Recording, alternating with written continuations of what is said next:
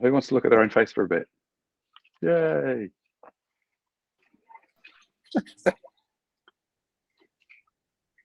That's probably just going to crash. Oh, it doesn't work. It doesn't do an infinity mirror. That's really disappointing.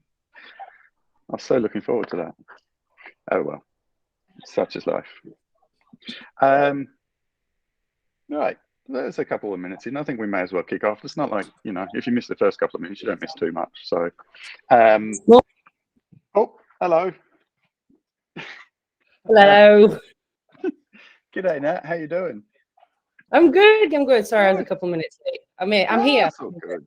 I mean, like 3:02 p.m. is literally on time in Octopus Land. Right. Can everyone see my screen? I can't see you, so don't nod. Say yes, please. Yes. Awesome. Yes. Cool. Thanks everyone for rocking up today.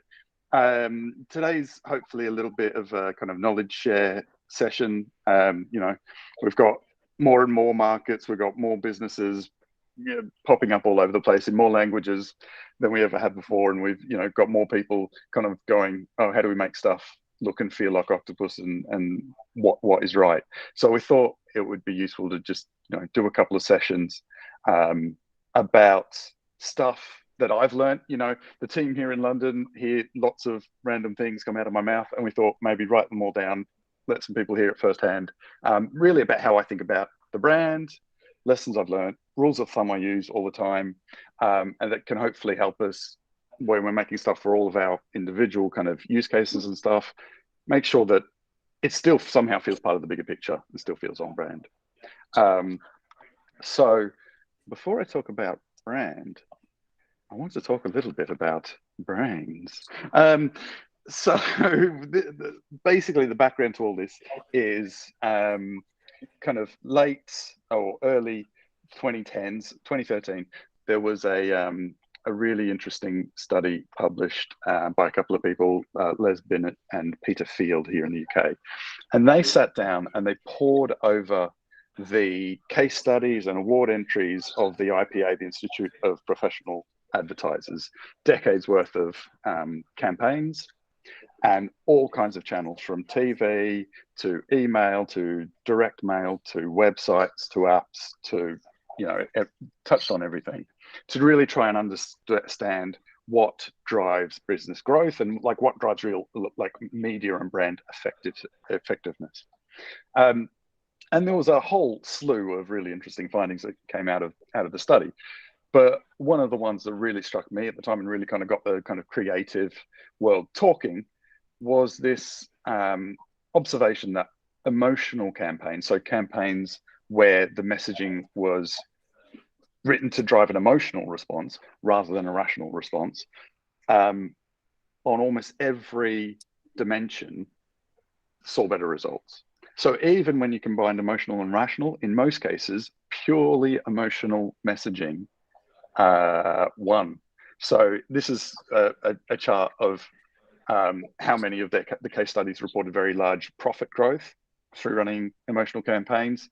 But yeah, like I say, it was like literally every kind of facet of communications and advertising performance was improved by using emotional messaging in campaigns.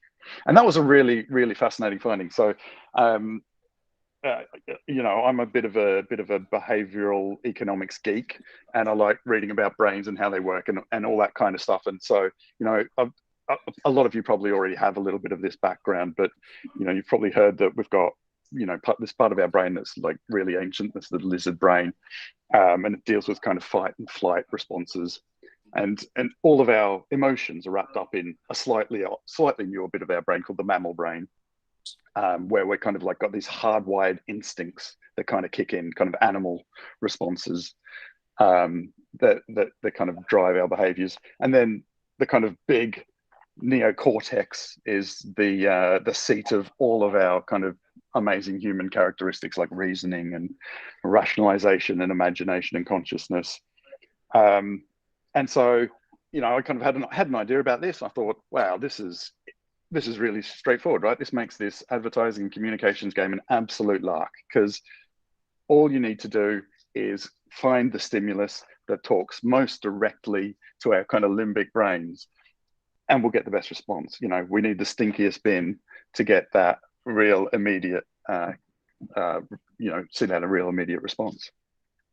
And so I started doing loads of reading. I started doing lots of research. I wanted to understand the limbic system, how it worked, like what was the processes that were going on that would kind of elicit these incredible responses. And I found, aside from this really kind of top level description of how our kind of brains work and how they work with emotion and stuff, it was really hard to find any detail about the processes and about what was going on inside of the brains, and like what were neurons firing and how was it working. And the more I dug, the more I started to realize that actually this is all bollocks. It's just not true. And I dug and dug and dug, and I found actually this is just like an opinion. It's in textbooks all over the world. If you Google like triune brain, you'll see it in psychology courses, in marketing courses, all this kind of thing. Anyway, it all comes back to this guy, Charles Darwin, who you've no doubt heard of, but he released an absolute banger of a first album in 1859 called The Origin of the Species.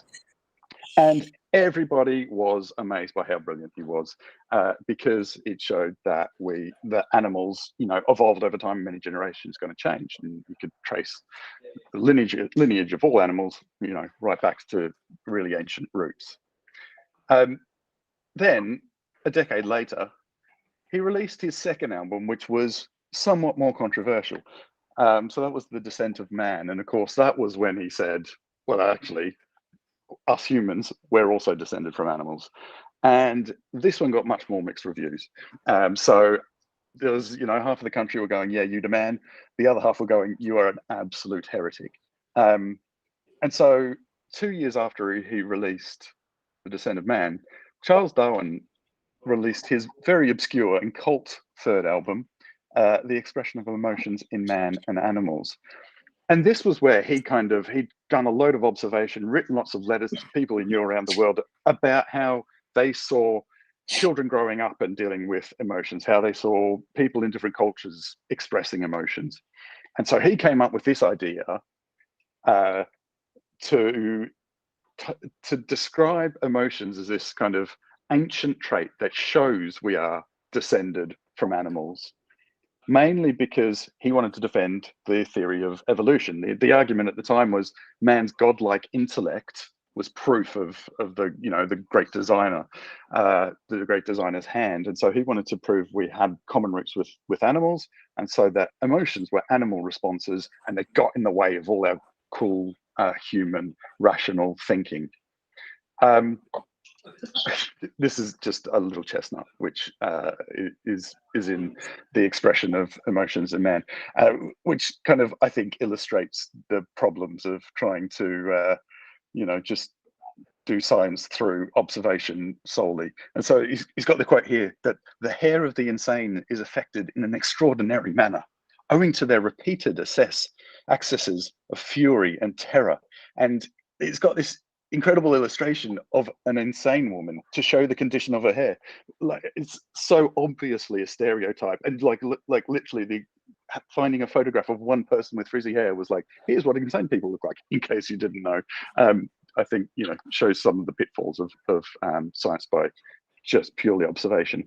Of course, the better the observation tools, the better the science, and we've now got over 100 years of ECGs and MRIs that have given us a much better understanding of how the brain actually works, which is what I want to kind of run you through a little bit now. So while it's nice to think, like in Darwin's world, that the big job of the brain is to do those big human things like consciousness and like rational thought and communication and all that kind of thing, it really isn't. It's got one big job, and everything else is a side hustle. Its one big job is to manage your body budget and to keep you alive. It basically wants to go, should I be spending energy or should I be saving energy? And how can I steer you away from bad things and towards good things? It's literally as simple as that. And the question it's asking most of the time is, what the hell is going on outside? But it's tempting for us to think that the way it works that out is by, looking at what's going on around us, listening to what's going on around us, and processing that all. but it actually doesn't rely much on that. We've got about 4 or 5 times the receptors in our brains listening to our internal organs and the state of our internal organs and sending data back to the brain about how they're performing, about how much oxygen's in your blood, how fast your heart's beating, about the amount of bile in your digestive system, all this kind of stuff. It takes all that data and summarizes it into essentially a mood or a feeling that it fits somewhere on this kind of 2-dimensional matrix. And everybody who knows Greg knows he loves a 2-dimensional matrix, so that works out quite well.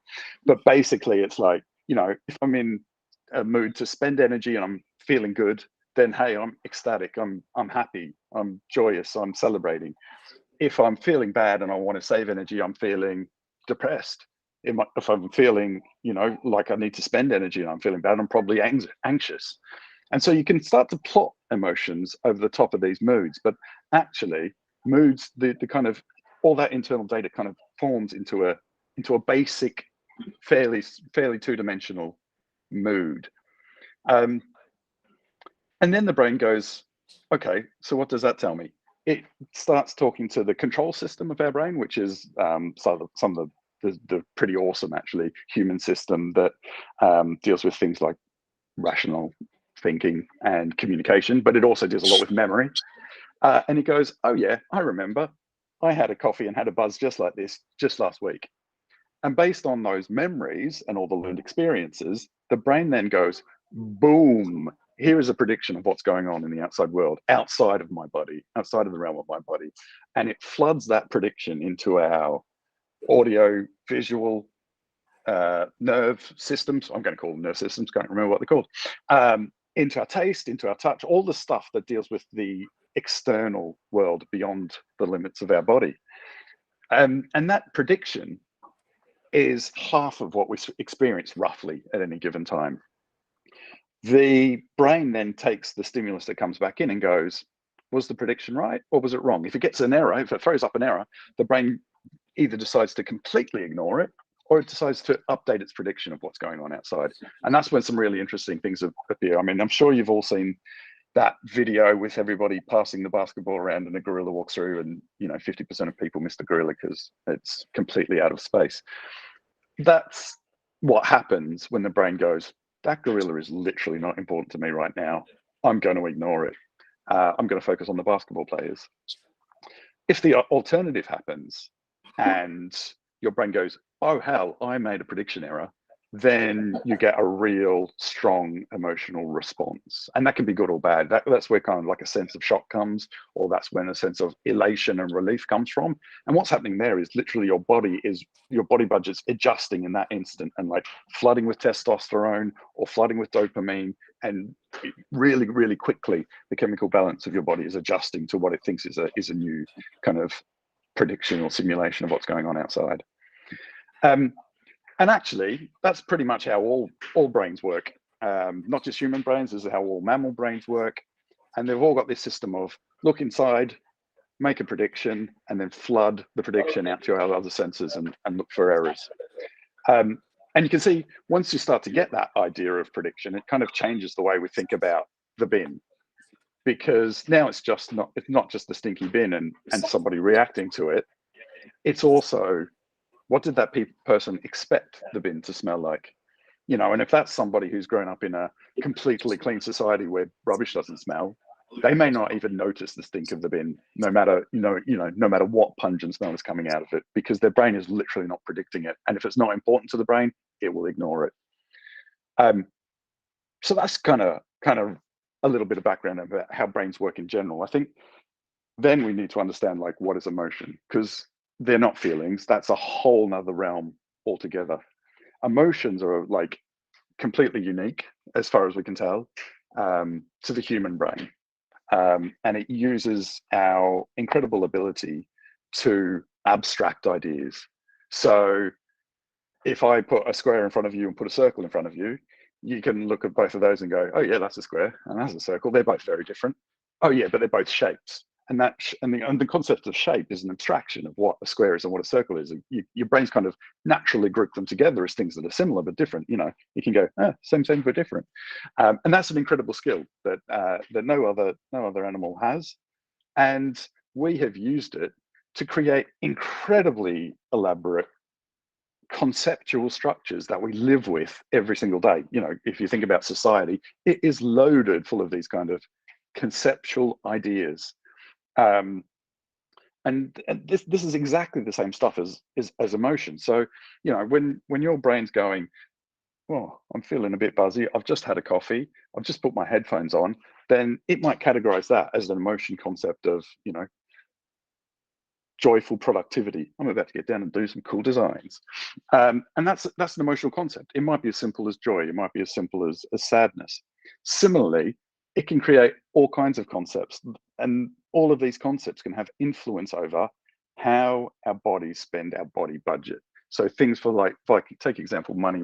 There's so many studies about how an abstract concept like money has real world impact over how we feel, and our physical well-being. You know, there's the studies that show that people from all levels of affluence who believe they don't have sufficient money for their lifestyle have significantly lower mental well-being and significantly lower physical well-being, because these concepts that we create, because they can influence our body budgets, they actually, like, we always think there's this kind of clear barrier between what we're imagining goes on in the world and the actual physical world.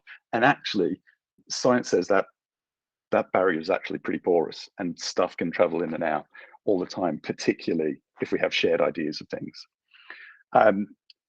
The interesting thing is, the better defined the concept is in someone's head, the more likely it is to influence their body budget.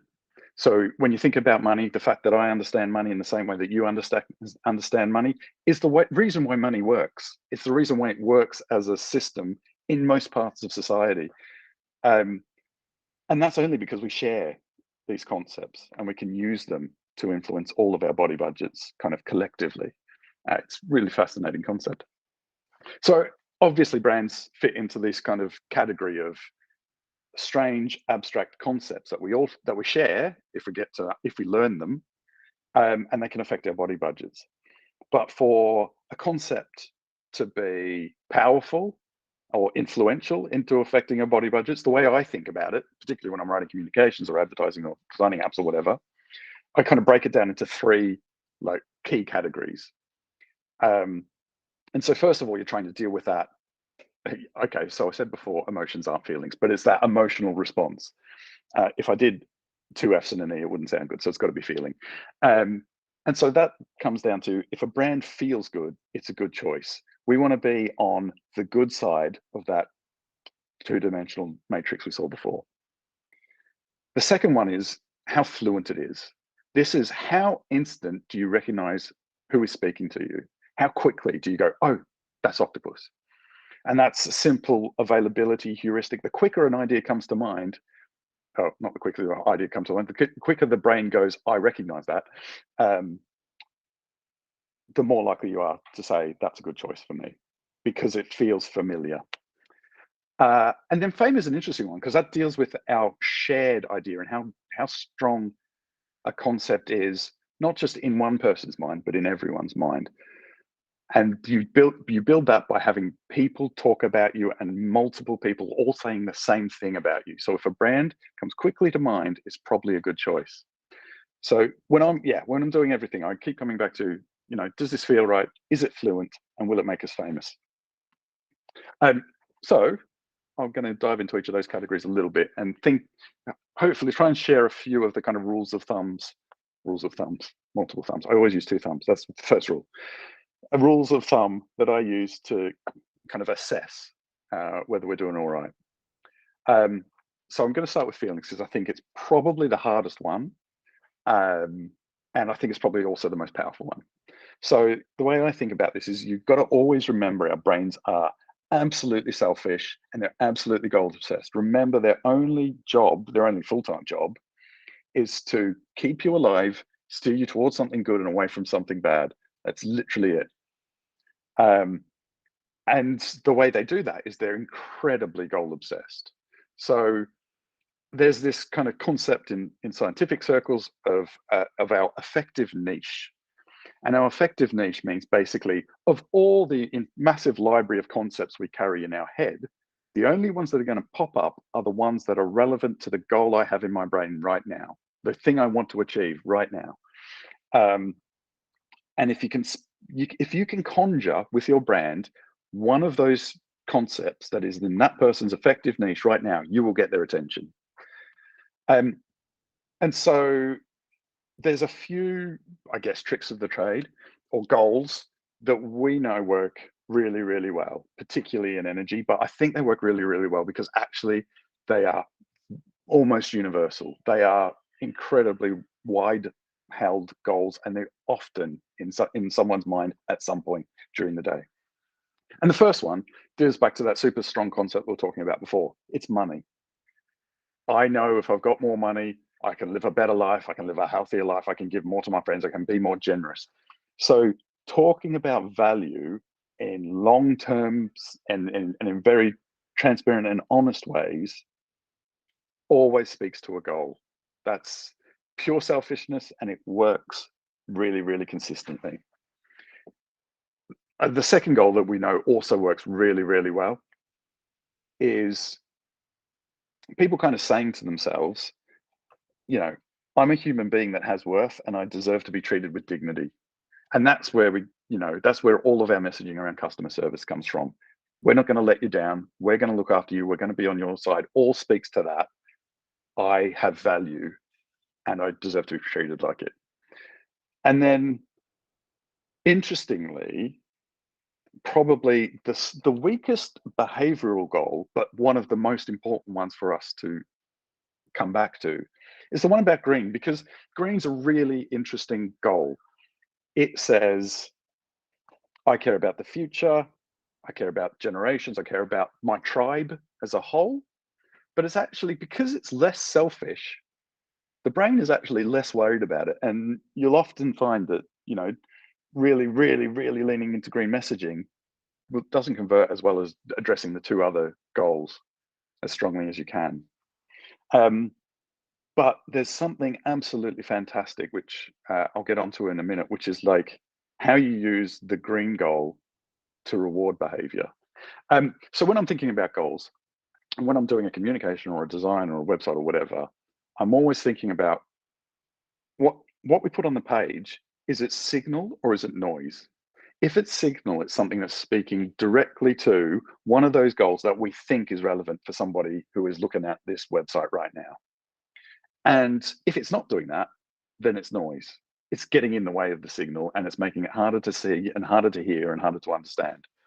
And so that's why a lot of our real, our advertising, a lot of our website is really stripped back, and it's really simple, and it's just trying to be as straightforward as possible, because we're trying to have as few ingredients on the plate so the brain can go, that's the tasty flavor of the goal I'm after. I think what's really fascinating about the doing the right thing by your tribe kind of goal is that I keep telling people that no one remembers the start of the race. So there's this thing in behavioral economics called the peak end rule. And it means the way we kind of categorize our memories and the way we store them so that we can retrieve them is we basically encode the way our experience finished up, how we felt then, and we encode how we felt at our most emotionally intense throughout the experience. So, if you broke your leg on the race and you lost the race, then that's an absolute shit show of a memory, to be fair. And that's getting really categorized down in the bad corner. But if you had a more, a mixed race that was kind of up and down, you twisted your leg at one point, but then you actually raced your little heart out and won the race, then it's encoded as a good memory, even though there was downs in there, because of the way it finished up, and because the emotional intensity of the when you twisted the ankle wasn't that intense, it wasn't too bad. Actually, it's all good. And because of the strength of the way an experience finishes is so strong, you can kind of change the way people feel about why they acted in the first place. So you'll see a lot people act on a selfish goal. Like when we did our winter workout recently here in the UK, we did a lot of messaging about how you can cut down on your bills and save more money. because that's a selfish goal, right? There was obviously messaging in as well, would help your carbon footprint, but we really ran on the savings as the kind of headline. But then at the end, we distributed the prize money and we said anybody who would like to donate their prize money to help other people who are struggling to pay their bills will match it pound for pound. And the little like form submission page at the end of the type form where we gathered all the names of the people who were going to donate spoke directly to the person and said, thanks, Sarah, your generosity means another £14.20 will help someone in financial difficulty pay their bill. And the amount of social sharing that went on around that was huge. And that's because, particularly with this kind of green goals, because you're doing something for your tribe and you're doing something with the people around you, it's a really odd to go and then brag about yourself doing something amazing. So the most common way people deal with this is, I really want people to know I've done something good for them, but I don't want to look like a dick. So I'm going to kind of pass the high fives to someone else. And so the amount of outpouring we got on Twitter, people saying, I love what Octopus Energy do. They let me donate my winnings to help people in need. They're such a great brand. You know, it's kind of deflecting the praise in order to share the news that they've done something nice for their tribe. So there's a real interesting dynamic there. And what's absolutely fascinating about that is the more we do that, the more we motivate someone with a selfish goal, and we then say, high fives, well done for acting on a goal that serves all of us communally, is the way we change human behavior to be less selfish and more collaborative and more open and more empathetic. And so it's really, really powerful mechanic. So that's feeling. That's how I think about feeling. Next is fluency. And so the way I think about fluency, I mean, Nat, you'll probably actually get this because you've experienced this kind of thing with me many times, is you come out of a tube station at maybe 12:30 at night, you've had a few beers, it's probably raining, and just out the corner of your eye, you see a little pink blob on a bluish purple background.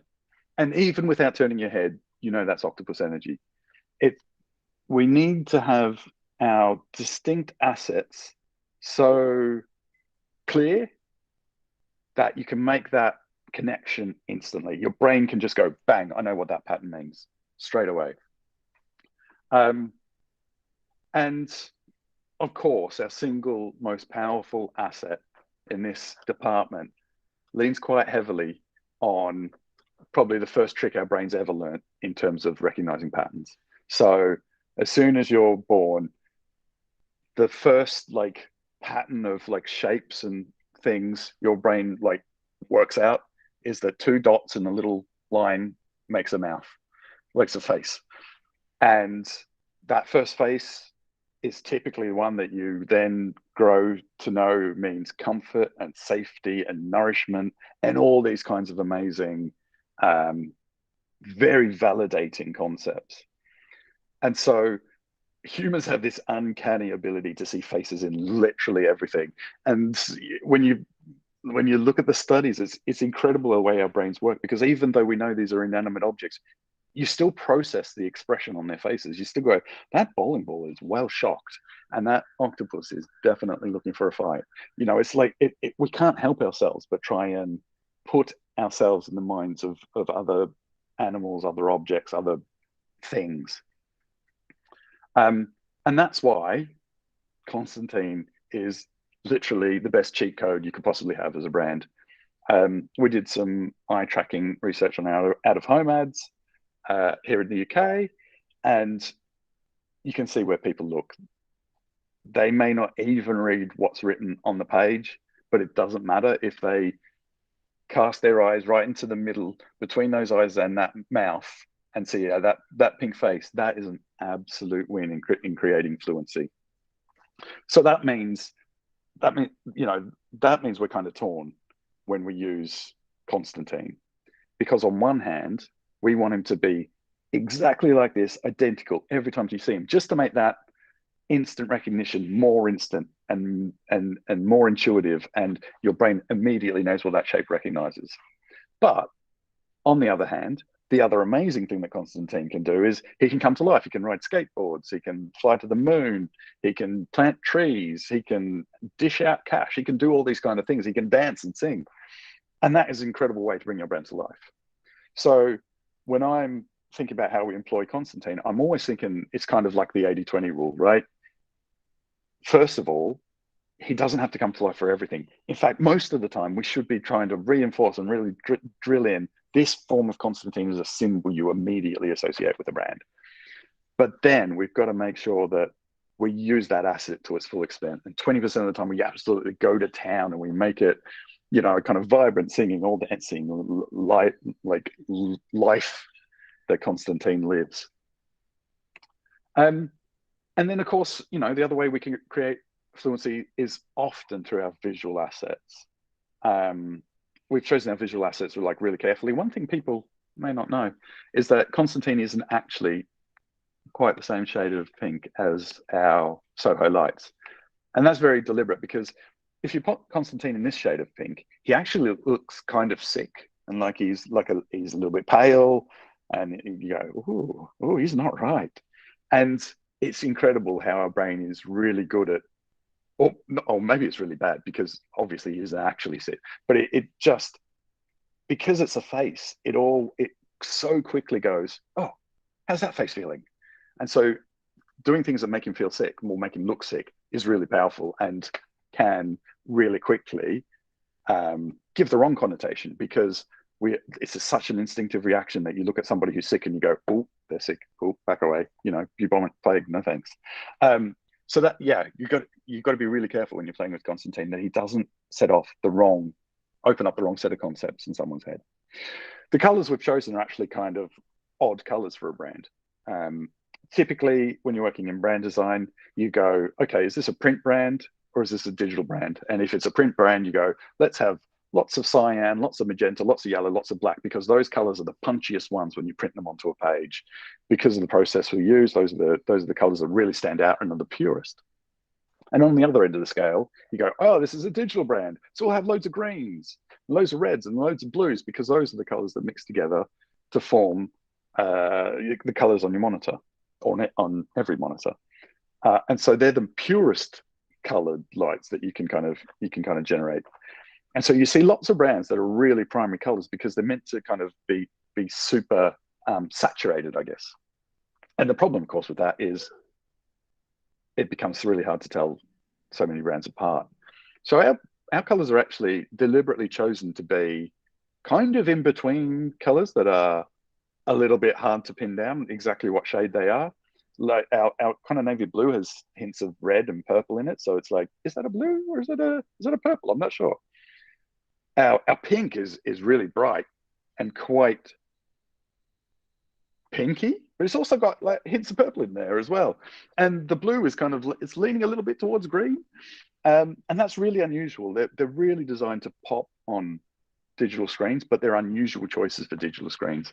It does mean they're harder to translate into print, but because we exist mostly in, you know, apps and emails and websites and digital screens, that works well for us.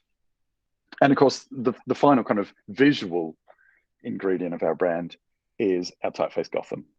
And, you know, I think some people who, you know, come and talk to me about the Octopus brand go, it's a really interesting contrast to have, you know, a really kind of friendly illustrated mascot, you know, a really bright, vibrant color screen, and then a really kind of quiet typeface. And it's really deliberate. You know, it's back to that thing about signal to noise. Gotham is a typeface which is at once quite down to earth. It's not too fancy. It's not saying we're a premium brand, but yet it speaks with like a kind of quiet authority, you know? And so when you put words in Gotham as a typeface, it's not flashy, it's not over the top, it's just really straight talking. And so I think that combination of bright, punchy color, which you can instantly recognize, even if that's out the corner of your eye, the face of Constantine, and a typeface that can talk in really plain language, are the kind of essential bits of our fluent brand language. A couple of other tricks I use to help create a fluent brand language is the human brain loves to predict, right? We talked about that. So one of the really powerful things is to use words to make people picture something in their head. So you don't draw the picture of it, you let them picture it in their own head. And so that makes it easier to recall, brings it to life for them, and it means they're more likely to remember it if they, talk to their friends about it. So that's why you often find with our product names, we go, it's an intelligent octopus, because it makes you slightly curious. There's a little bit of an information gap there where you go, oh, I know what an octopus is. I don't know if I've ever met an intelligent one. What's an intelligent octopus look like? And same with agile octopus and helpful octopus and outgoing octopus. All of these words, we've never drawn what an outgoing octopus looks like, but letting people paint a picture in their head about what an outgoing octopus might look like is a real powerful tool.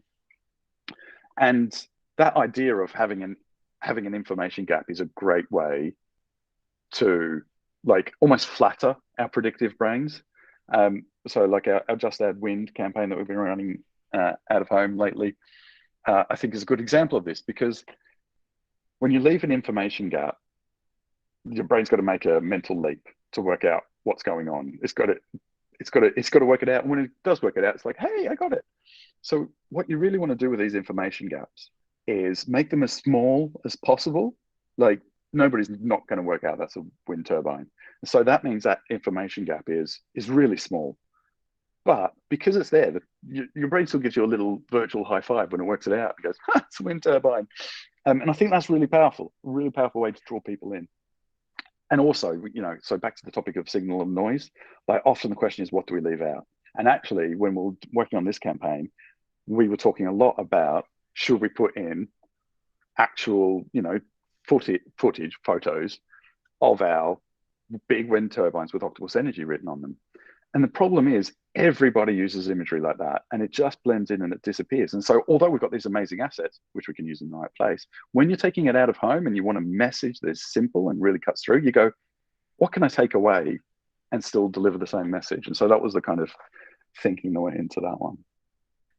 And then on creating fame. So, fame is how we deal with the shared idea. How do we get the shared idea shared quicker and more fluently between everybody who encounters Octopus? And so one of the tools we often use is thinking about a hierarchy of claims. So we always want to take a step up the ladder. We want to be closest to the top of the ladder as we possibly can be. If you can claim to be the world's first, world's first, you can absolutely, you've nailed that one. Go home, great job. But there's always a slight step down that you can take. Okay, it may not be the world first, but it's the first in this industry, or it's the first in this market, and then it's the only one in this market. And if it's not the only one, then it's the best one in this market. And even if there's two of us, they're pretty much equal, or at least no one's better. And then okay, so there's five of us that are pretty good. Well, at least we're one of the best. So I think it's always useful to know, when you're thinking about a communication, where you stand on this ladder. And then also think about, is there something we could do to this that would mean we could take one more step up? Because that's really powerful. The closer you get to the top of that stage, the stronger those claims are. The stronger you can make a claim, the more likely those predictive brains are going to go, that aligns with my goal. That's the thing I've been looking for. The other thing I think about fame that is tricky and counterintuitive is, I haven't yet met a designer who has struggled, and I struggle with it all the time, with the fact that people, particularly when we're advertising, who haven't chosen our brand, don't love our brand as much as we do. It's completely foreign to them. And we've got so much cool stuff that we could stick and make stuff look super visual and super exciting. And we can write all these amazing things about what we do and how we work, and use loads of superlatives. But if we were to do that, it comes across like we're just big fans of ourselves. We're really ego driven. We think we're the most amazing thing. And so, to somebody who sees that, they go, oh yeah, whatever. Big fan of yourself, tall poppy syndrome. So particularly when I'm talking to people who haven't chosen Octopus Energy yet, I always go, okay, I want to make this strong, but I want to make it really grounded language. I want to cut to the chase and say it as clearly as I can, make it simple and make it goal focused. And the way you get the good kind of joyous stuff going out, is then you talk differently to somebody once they've become a customer, and you get them to you share the love with the customer, preferably one-to-one as much as possible. You send out, a little email that is addressed to them, comes from a person they can write back to, and says just you're amazing, and here's a little gift. And then you find that they then speak about us with all those words that we would love to use to describe our own band, but we look like losers if we talked about ourselves like that. And so the point is, find ways to give your customers the opportunity to be our advocates and to talk on our behalf and to share and do amazing things, because that's so much more effective than bigging ourselves up. So yeah, like that kind of 3 facets of branding is what I keep coming back to time and time again. If a brand feels good, it's a good choice. Let's make sure super goal focused in everything we communicate. If it's fluent, if a brand's recognizable, it's a good choice. So that instant recognition, I know straight away that comes from Octopus. Oh, it's Constantine, that cheeky chappy. And fame. How do we get people sharing the mental concept that they've made of what Octopus is in their head with someone else, so that we all have a stronger idea about what Octopus stands for, because then it comes to mind more quickly and it's more likely to influence our body budgets in a positive way. That's kind of it. There is a new Slack channel that we've set up in case you want questions about brand. You want to fly something up the flagpole and say, hey, does this work? You don't know how to approach a particular goal or a particular execution or a particular communication or anything, feel free to chuck it in there. And some of us, Rebecca, myself, the team that have been working on the brand, since the early doors, are more than happy to kind of give guidance on what we think works and what we think, could be better or will help drive the brand better. And yeah, that's basically it. I'm going to stop sharing my screen and I'm going to go over here and I'm going to look at you all and go, who's paying attention?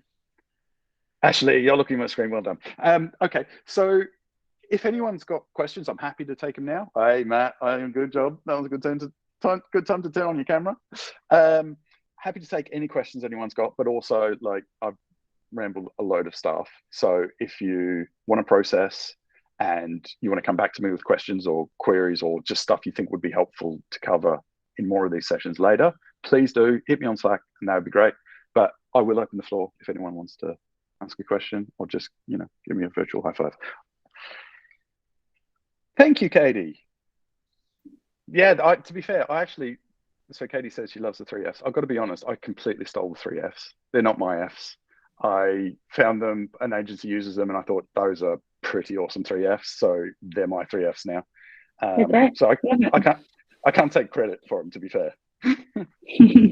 That's really cool. I think with all of this stuff, we've got to practice what we preach, right? And the way that you just put that across was excellent. I think it was a great context and a really concise way of explaining it, of how we can do it for customers.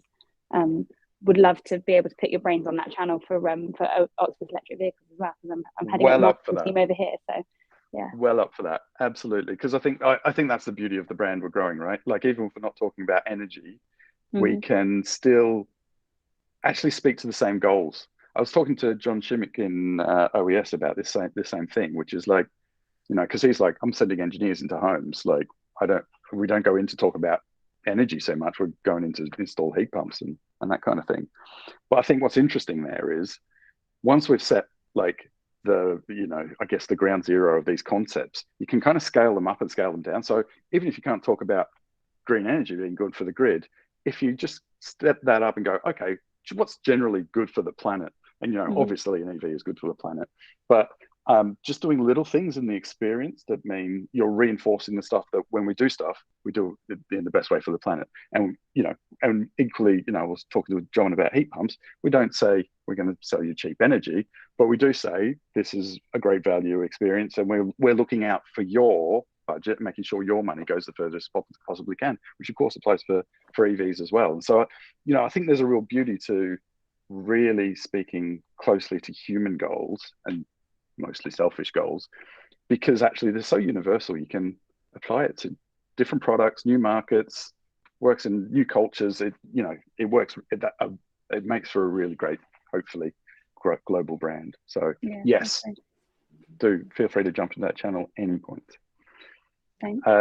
Way.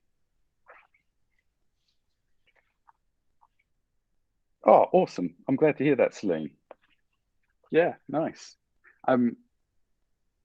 Is there any questions, or shall we go and enjoy our Friday? We'll go and enjoy our Friday. Nothing else. Thank you. Thanks so much, Pete. No probs. So Awesome. so awesome. Thank you. Bye. Thank you. No worries. Bye. Thanks, Pete. Thank you.